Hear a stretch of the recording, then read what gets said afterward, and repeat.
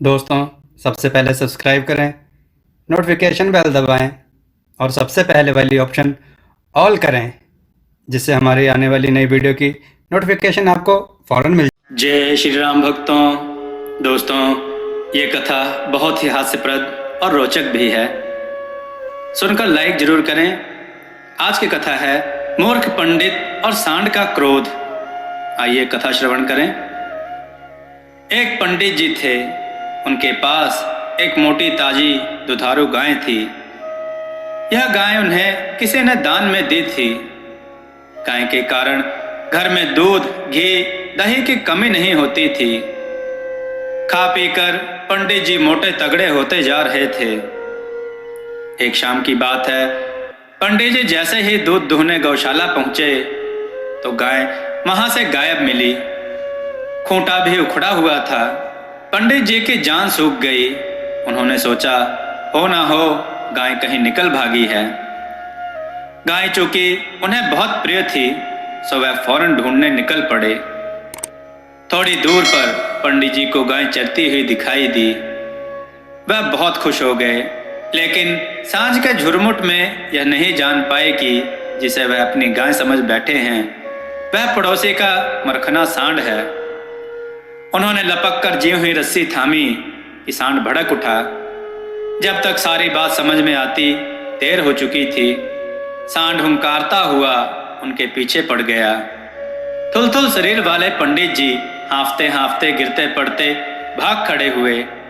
भागते भागते उनका दम निकला जा रहा था और सांड था कि हार मानने को तैयार ही नहीं था। आखिरकार एक गड्ढा देखकर पंडित जी उसमें धप से कूद गए। सांड फिर भी ना माना। पीछे पीछे वह भी गड्ढे में उतर पड़ा। पंडित जी फिर भागे। अब की बार उन्हें भूसे का एक ढेर दिखाई दिया। पंडित जी उस पर कूद गए और दम साध कर पड़े रहे। सांड ने भूसे में एक दो चक्कर लगाए और थोड़ी ठहर कर इधर उधर उन्हें तलाशता रहा, फिर चला गया। भूसे के ढेर से पंडित जी वापस आए तो उनका रूप बदल चुका था। पूरे शरीर पर भूसा चिपका हुआ था। वह किसी दूसरे ग्रह के जीव नजर आ रहे थे। तभी उधर से गुजरते हुए एक आदमी की नजर उन पर पड़ी। वह डरकर चीख उठा। उसकी चीख सुनकर 10-20 आदमी मदद को आ जुटे। अब आगे आगे पंडित जी, पीछे पीछे सारे लोग। वह चीखते रहे, भाइयों मैं पंडित जी हूं। पर लोगों ने एक ना सुनी। आखिरकार बचने का एकमात्र उपाय देखकर पंडित जी एक तालाब में कूद पड़े। तन से भूसा छूटा तो लोग हैरान रह गए। जब सारे लोगों को उनकी राम कहानी मालूम हुई तो सारे वापस अपने घरों को लौट गए। पंडित जी गाय की खोज में हांफते हांफते आगे बढ़े। गांव के बाहर आम के बाग थे। गाय चरती हुई अक्सर उधर चली जाती थी। पंडित जी मन में आशा की एक नई किरण लेकर आगे बढ़े।